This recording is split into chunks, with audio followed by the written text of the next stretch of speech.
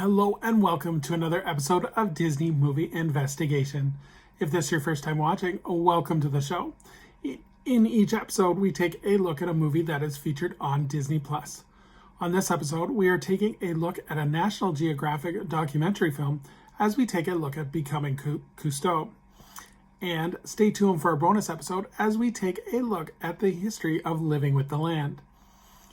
And if you are enjoying these videos, I do ask that you please hit that subscribe button.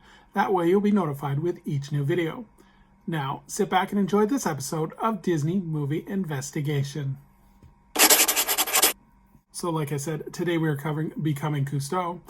This movie was released on September 2nd, 2021, and it was directed by Liz Garbus.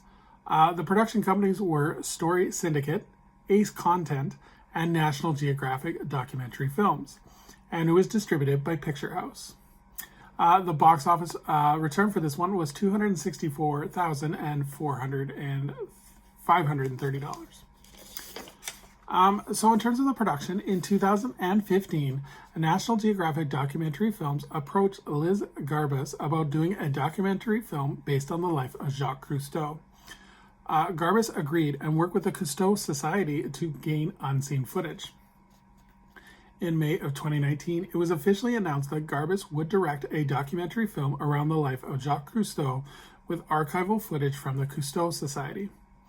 The film was released on September 2nd, 2021 at the 48th Annual Telluride Film Festival, and it would go on to have an international premiere at the Toronto International Film Festival on September 10th, 2021.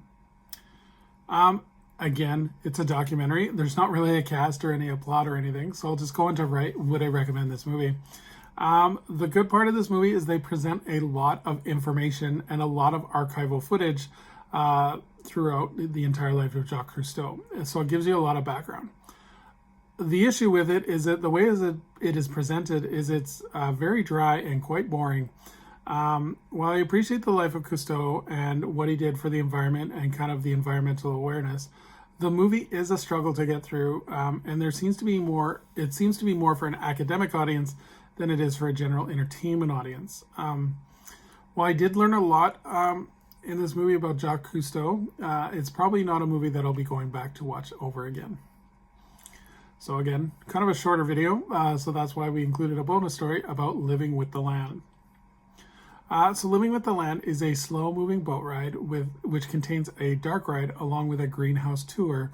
And this is located in the Epcot theme park in Orlando, Florida, in Walt Disney World. And it is in the land section, which is off to the side as you enter the park. So in terms of the ride experience, the ride starts with a dark portion with the focus of how forces that shape the land can be destructive to us. And guests travel through artificial biomes, including a tropical rainforest, a desert, and an American prairie. Guests then enter a theater that shows the relationships between humans and the environment and how the land has been modified for the better. The second part of the Living Laboratory, which shows guests the future of agriculture and how plants are grown in a variety of environments. And this includes sand, pertile, coconut core, and rock wool. So the lab is broken into 5 different areas, and this is pretty much the greenhouse part of the tour. So the first part is the Tropics Greenhouse, and this area features crops from tropical areas, and guests get to see plants growing, and these include banana, jackfruit, dragon fruit, and pineapples. And then guests will see the Aqua Cell, and this area includes agriculture or fish farming, and it includes multiple high-density tanks along with a few low-density tanks and tubes. So you get to see actual animals on this one. This one includes, the animals include sturgeon, catfish, bass, American alligator, and shrimp. Some of the fish harvested also are served in Epcot restaurants, and including the Coral Reef. The third area is the Temperate Greenhouse, and this is a greenhouse featuring crops from temperature climates, and these include pumpkins, sunflower, beets, and turnips. Then guests proceed to the String Greenhouse, and this location focuses on high-density techniques and a nutrient film technique and vertical growing technique that allows plants to grow on specialized surfaces and that allows the plants to grow to approximate the size and shape of the trees. This is also home to the world-famous tomato tree, which produced 32,000 tomatoes in a 6-month period, which actually earned a Guinness Book World Record. Other plants on display include Mickey Mouse-shaped pumpkins and lettuce. And then the final one is the creative greenhouse, and this area shows innovative greenhouse technology, including with aeroponics, where plants grow in mid-air sprayed with water mist. Some of the plants enclosed are on a rotating A-frame structure, which allows the guests to see.